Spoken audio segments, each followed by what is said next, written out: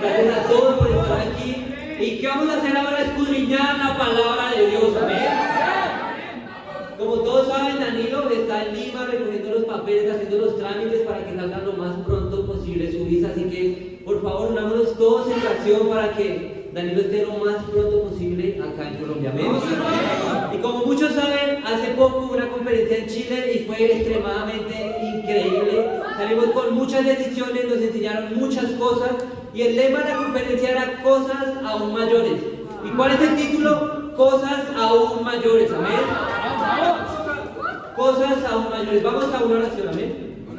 Padre amado, Señor Celestial, muy buenos días, Padre. Te damos gracias por este momento tan increíble que tenemos para escudriñar tu palabra, Padre, y entender que no voy a ser yo predicando, sino va a ser tu Espíritu Santo, Padre, va a ser tu palabra, Señor, guiando esta prédica, Padre, Señor Celestial. Y te pido, Padre, que nos ayudes, Padre, que no sea una prédica más, Padre, que en verdad, Señor, tomemos decisiones para cambiar nuestra vida, Padre Señor. Que hoy sea el antes de una increíble vida contigo, Padre Señor Celestial. Te oramos muy agradecidos, Señor, y dejamos en tus manos este momento en el nombre de Cristo Jesús. Amén. Amén, familia. Entonces traigo 3 increíbles puntos que vimos tanto en tiempos como en prédicas de la conferencia para ver cosas aún mayores para Bogotá en este 2023. Amén. Primer punto, cree en tu llamado. Primer punto, cree en tu llamado. Vamos a Jeremías 1, 4 al 8. Jeremías 1, 4 al 8. Llegando. Cuando me encuentre la hora, ya empezamos. Jeremías 1, 4 al 8. Dice así: la palabra del Señor vino a mí y me dijo: antes de formarte en el vientre, ya te había elegido. Antes de que nacieras, ya te había apartado. Te había nombrado profeta para las naciones. Yo respondí: mi Señor y Dios, soy muy joven y no sé qué hablar. Lo que nos pasa a muchos cuando nos llaman, ¿no? ¿Verdad? Pero el Señor me dijo: no digas, soy muy joven, porque vas a ir a donde quieras que yo te envíe y vas a decir todo lo que yo te ordene. No tengas temor delante de ellos, que yo estoy contigo para librarte. Afirma el Señor. ¡Wow! ¡Qué increíble escritura! ¿Qué está pasando acá? Acá vemos el llamado de Jeremías para predicar al reino de Judá, porque se había separado y apartado de Dios. Y Dios es tan misericordioso y la manera tan increíble que llama a Jeremías. Primero le dice que antes de que él se estuviera formando en el vientre, Dios ya tenía un propósito para Jeremías. Imaginen nomás su fecha de cumpleaños, el día en que ustedes estaban naciendo. Ya Dios sabía qué iba a hacer de la vida de cada uno de ustedes. Y seguía Dios anunciándole. No bastó solo con decir que antes de haber sido formado en el vientre ya lo había elegido, sino que le sigue reafirmando: antes de que nacieras ya te había apartado. Y no para cualquier cosa. Te había nombrado profeta para las naciones. ¡Wow! ¡Qué increíble llamado de Jeremías! Y así pasa con nosotros, hermanos. Nosotros fuimos llamados desde mucho tiempo antes. Nosotros no fuimos llamados por Dios ayer, la semana pasada, 1 año, 2 años. Dios te estaba llamando desde que tú estabas en el vientre de tu mamá para hacer cosas increíbles. Dios preparó todo el camino, desde el lugar donde te puso a estudiar, desde el lugar donde te puso a trabajar, con los papás con los que te puso, hizo generar un corazón que tuviera la necesidad de buscar a Dios. Dios desde mucho tiempo antes estaba trabajando para tu llamado, familia. Y eso es increíble porque tú fuiste llamado a ser discípula y discípulo de Dios. Y saben, muchos son los llamados, pero pocos los escogidos. Y quiero que entiendan el privilegio que tienen ustedes, de que cuando Dios los llamó, en la misericordia de Dios, en la gracia de Dios, ustedes pudieron decir sí a ese llamado de ser discípulos de Dios. Amén. Pero ¿qué pasa? Sucede que aún siendo llamados y siendo discípulos, no nos creemos el llamado de Dios. Y soñamos y actuamos como si aún fuéramos una persona que no es discípula o discípulo de Dios. Amén. Y eso es lo que más impide que podamos ver cosas aún mayores para Dios. Yo soy estudiante de farmacia de la Universidad Nacional, la mejor universidad de Colombia por encima de los Andes. Amén. Lo que tengan un problema hablamos después y ahí. Pero la Nacho es la mejor universidad. Amén. tuve que esforzarme básicamente como 2 meses en hacer un preunal gratis dentro de la misma universidad. Y fue increíble porque Dios me permitió como tener disciplina, esforzarme, y cuando llegó la prueba del examen, la pasé, amén, gracias a Dios. Pero cuando llegó el primer día de estar en la universidad era muy extraño porque yo ya llevaba 2 meses estando en la universidad, entonces yo me sentía como, es como lo mismo. No veía cambio cuando era estudiante a cuando estaba estudiando para pasar a la nacional. Y sabes, por no creerme eso, me perdí muchos beneficios el primer mes de ser estudiante en la Universidad Nacional. Entre ellos beneficios de las bibliotecas, del gimnasio, de deporte, de apoyos. Pero el que más me acuerdo que me costó fue el del comedor. Duré casi un mes comiendo en las chazas, son puestos de comida rápida. Duré saliendo a la universidad casi un mes para comer almuerzos de 10,000 o 11,000 pesos, que para un universitario es como la bancarrota. Y cuando me entero que en el comedor de la Universidad Nacional daban un almuerzo por 4,800 pesos, y yo como, ok. Todo por no creerme que era estudiante de la Universidad Nacional y que podía preguntar y tomar ese beneficio. ¿Y qué pasa con nosotros? Por no creer nuestro llamado como discípulos, podemos dejar de ver cosas aún mayores en nuestra vida. Se nos escapan todas esas promesas que Dios tiene para nuestra vida simplemente por la inseguridad de no creer en el llamado de Dios. Y yo te pregunto, ¿qué es lo que te impide creer ciegamente en el llamado de Dios para tu vida? ¿Inseguridad? ¿Falta de fe? ¿Verte como tú te ves y no como Dios te ve? Y ustedes me preguntarán, ¿pero por qué creemos en el llamado? ¿Qué bueno tiene creer en el llamado? Pues vamos a ver qué dice las Escrituras. Jeremías 26, 11 al 14. Vamos a ver un hombre transformado. Jeremías 26, 11 al 14. Vamos, hermano. Digo, hermano. Jeremías 26, 11 al 14. Vamos, hermano. Listo, la Daniela, vamos. Allí los sacerdotes y los profetas dijeron a los oficiales y a todo el pueblo: este hombre debe ser condenado a muerte, porque ha profetizado contra esta ciudad, tal como ustedes lo han escuchado con sus propios oídos. Hablan de Jeremías. Pero Jeremías dijo a todos los oficiales y a todo el pueblo: el Señor me ha enviado para profetizar contra esta casa y contra esta ciudad todas las cosas que ustedes han escuchado. Así que enmienden ya su conducta y sus acciones. Obedezcan al Señor, su Dios, y el Señor cambiará de parecer del mal que ha anunciado. En cuanto a mí, miren a Jeremías, estoy en manos de ustedes. Hagan conmigo lo que mejor les parezca. Wow, sí, el mismo Jeremías, que Jeremías no estaba hablando que era muy joven, que no sabía hablar, acá estaba hablando con osadía a la iglesia.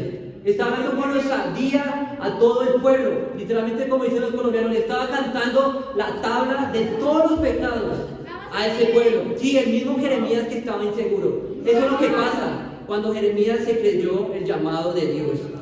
¿Quieres la seguridad que tenía Jeremías? ¿Quieres la disposición que tenía Jeremías? ¿Quieres el celo que tenía Jeremías? ¿Quieres dar todo tu corazón para Dios como lo tenía Jeremías? Solo hay una cosa: cree en el llamado de Dios en tu vida. No es casualidad que ustedes hagan parte de los primeros 70 discípulos de Colombia para implantar una iglesia con bases muy profundas.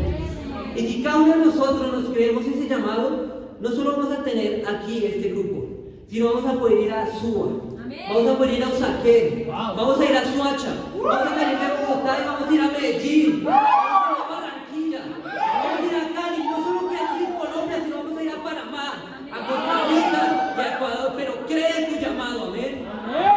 Segundo punto, hermanos: muere a ti mismo.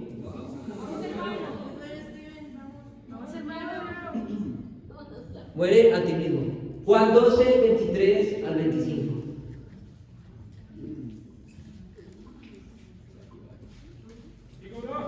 Juan 12, 23 al 25. Yo siempre miraba a los predicadores tomando agua y decía: ¿por qué toman agua? Ahora entiendo. Ha llegado la hora de que el Hijo del Hombre sea glorificado, afirmó Jesús. Les aseguro que si la semilla de trigo no cae en tierra y muere, se queda solo. Pero si muere, produce no poco fruto, ni más o menos, produce mucho fruto. El que ama su vida la pierde. En cambio, el que la aborrece aborrece su vida en este mundo, la conservará para la vida eterna.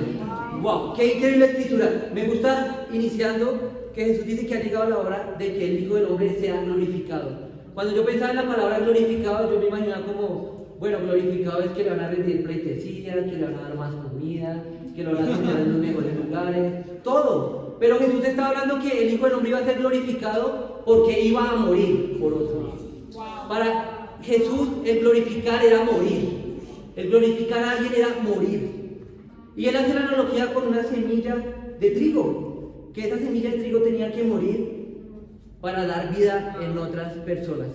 Hermanos, si queremos ver cosas aún mayores en Bogotá para este 2023, es necesario que cada uno de nosotros muera a sí mismo, muera a su egoísmo, muera a sus deseos, muera a lo que le parece bien y empezar a hacer lo que le parece bien a Dios.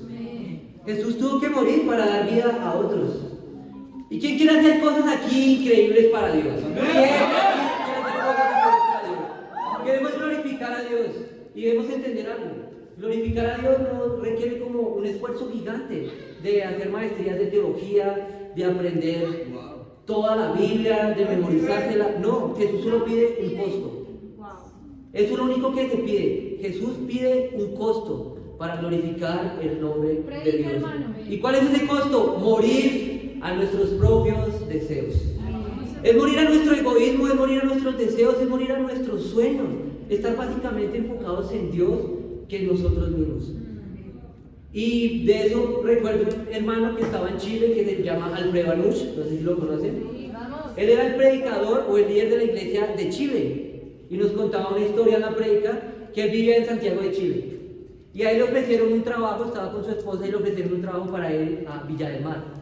Es literalmente como a 3 horas de Santiago de Chile y Villa del Mar es como ir a Cartagena. Entonces imagínate que tú estés trabajando, estés estudiando y te digan como, hey, te vamos a pagar todo y tú te vas a ir a Cartagena a vivir. Uf, no como que lo piensas. La limonadita de coco, el salmón, la mojarrita, el arroz con coco, la tostadita como uno. Chévere. Y pues si es hace 2 horas, pues yo vengo al servicio y me voy allá a echar mar, bacano. Y llegó el momento del discipulado de Alfredo Anush. Esos discipulados que tú vas como con mucha emoción, seguro de que esa es la decisión y te aterrizan. Duele, pero saben que es verdad y que lo necesitaban. Y le dijeron como, Alfredo, ¿no sería muy sabio que tú estuvieras viajando 2 horas al servicio y estando en Villa del Mar? Y Alfredo ahí entró en su dualidad como, o mis deseos, mi egoísmo, o pienso más en Dios. Pienso más en glorificar a Dios o en glorificar mi vida y en llenar mis deseos. ¿Sabes? Y él tomó la mejor decisión de su vida y se quedó en Santiago de Chile.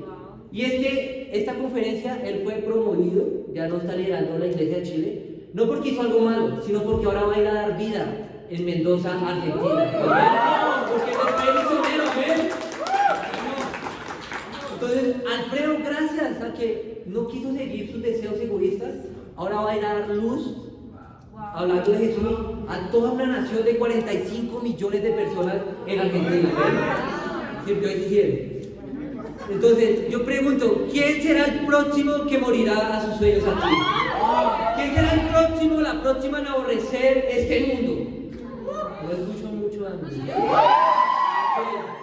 Voy a preguntar de nuevo, ¿quién será el próximo que quiere morir a sus sueños para glorificar a Dios? Ahora pregúntate, si tanto lo quieres, ¿en qué áreas de nuestra vida o de tu vida solo hay yo, y no Jesús, Jesús, Jesús? Si no mueres a ti mismo es porque aún amas mucho este mundo. Entonces replantéatelo y busca cada mañana en tus tiempos con Dios en amar más las cosas celestiales que las cosas de este mundo. Porque si quieres salvar tu vida, ¿y qué va a pasar? La vas a perder, está escrito. Pero si quieres aborrecer tu vida, la vas a salvar, amén. Desafío. Piensa en algún área de tu vida en la cual solo hay tiempo, no hay tiempo para Jesús. Un área en tu vida que no hay la más mínima posibilidad de tener un poquito de tiempo para Jesús. Y solo estás tú. ¿Y sabes qué? Coge esa área en tu vida y ayuna. Ayuna aunque sea un día por cambiar tu corazón en esa área, ¿Y sabes qué va a pasar? Vas a ver cosas aún mayores por negarte y glorificar a Dios. Amén. Tercer y último punto. No te limites. Tercer punto. No te limites. No te limites, hermano. Yo pregunto, ¿quién dice que no podemos terminar el año con el doble de discípulos en Bogotá? ¿Dónde está escrito que no se puede?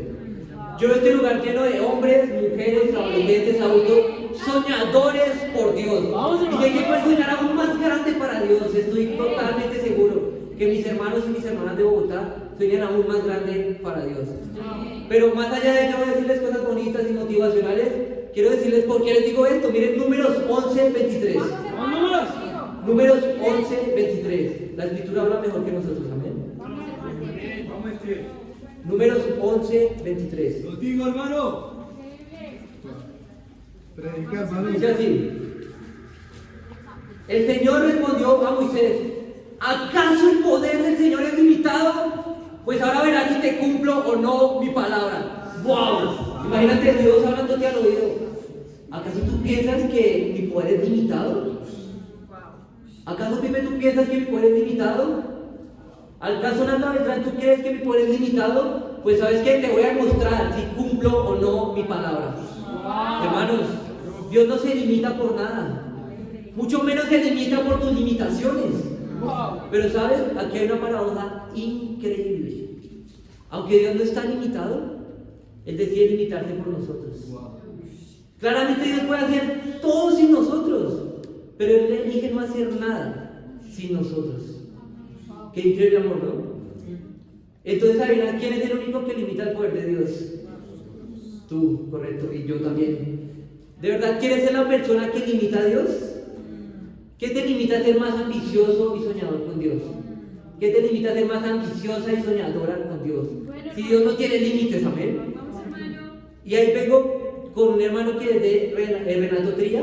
Él es un hermano de Sao Paulo, Brasil. Pocos lo conocen. Él es un hermano que tiene más o menos 45 o 50 años de edad y es casado. Él ya estaba retirado como de toda la parte del ministerio. Pero, ¿sabes? Él decidió no limitar el poder de Dios. Y para hace más o menos 2 meses atrás, él decidió irse de misionero, volvió a ser misionero. Pero no para estar en San Pablo, sino para liderar la iglesia de Río de Janeiro. Imagínate. Él no se dejó limitar por su edad o por ya la época en la que estaba, sino dijo: tengo vida, ¿por qué limitarme si mi Dios no es limitado? Y fue a ser misionero de Río de Janeiro, amén. Y es genial que un hombre que ambiciona para Dios no tiene límites. Y es muy claro, un hombre que ambiciona para Dios nunca va a tener límites. ¿Por qué? Porque su Dios tampoco tiene límites, amén. Y quiero ayudarles a entender un poco qué es ser ambiciosos con Dios, ya que entendemos que no hay límites con Dios. Miren Filipenses 1:15 al 18. Son algunas escrituras que compartimos con los hermanos en el intersemanal. Filipenses 1:15 al 18. Vamos, Steven. Vamos, hermano. Dice así. ¿Llegaron? Contigo. Filipenses 1:15 al 18. Vamos, hermano. Contigo, hermano. Es cierto que algunos predican a Cristo por envidia y rivalidad, pero otros lo hacen con buenas intenciones. Estos últimos los hacen por amor, increíble. Pues saben que han sido puestos para la defensa del Evangelio. Aquellos predican a Cristo por ambición personal y no por motivos puros, creyendo que así van a aumentar las angustias que sufro en mi prisión. ¿Qué importa? Al fin y al cabo, sea como sea, con motivos falsos o con sinceridad, se predica a Cristo. Por eso me alegro. Es más, seguiré alegrándome. ¡Wow! ¡Qué increíble esto! ¿Qué pasa acá? Sin duda, la Biblia siempre nos ha enseñado que Dios odia la ambición egoísta. Dios detesta la ambición egoísta. Pero acá Pablo está regocijado, alegre, porque las personas predicaran con ambiciones egoístas. Curioso, pero ¿por qué eso? ¿Sabes? Porque la ambición egoísta te lleva al infierno. Pero el no tener ambición hace que más personas vayan al infierno. La ambición egoísta es mala, ¿sabes? Pero ¿sabes qué es aún más mal? La falta de ambición. Y claro, no estoy diciendo que la ambición egoísta sea algo bueno, pero sabemos que hay algo peor que la ambición egoísta, es no tener ambición. Pero como discípulos de Dios sabemos que nuestro objetivo es ambicionar por Dios. Amén. Vamos, Steve. Y ahora vamos a ver un ejemplo muy claro de 3 discípulos, de 3 apóstoles que eran ambiciosos con Dios. Miren esta escritura, Mateo 14, 22 al 31. Vamos, hermano, increíble. Mateo 14, 22 al 31. Vamos, hermano. Explica, hermano. Vamos, Steve. Mateo 14, 22 al 31. Dice así: enseguida Jesús hizo que los discípulos subieran a la barca y se adelantaran al otro lado. Mientras él despedía a la multitud, después de despedir a la gente, subió a la montaña para orar a solas. Al anochecer estaba allí él solo y la barca ya estaba bastante lejos de la tierra, zarandeada por las olas porque el viento le era contrario.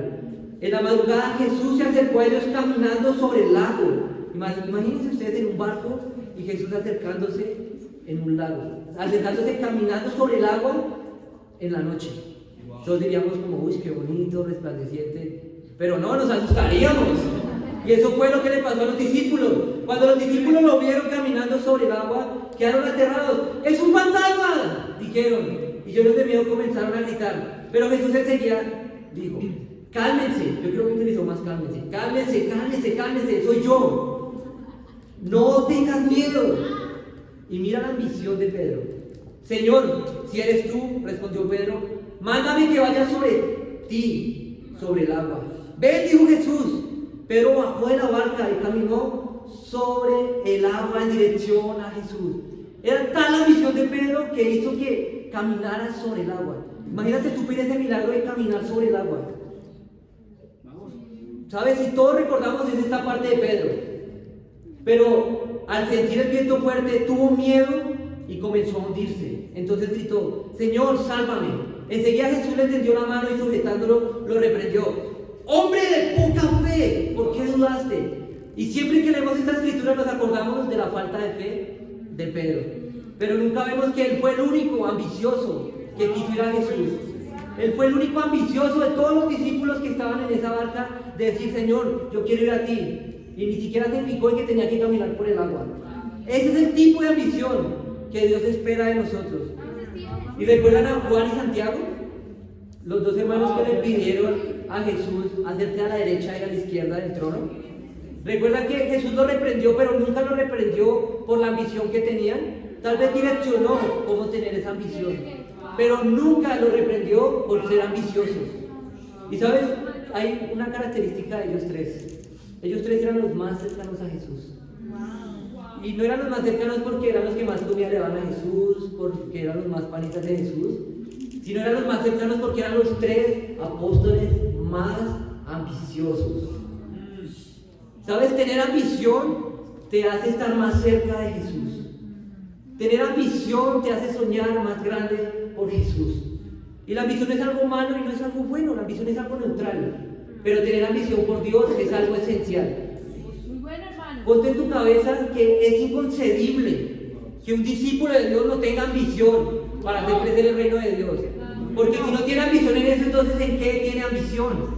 En el mundo. Entonces ten esa ambición que tenía Pedro, que tenía Juan y Santiago.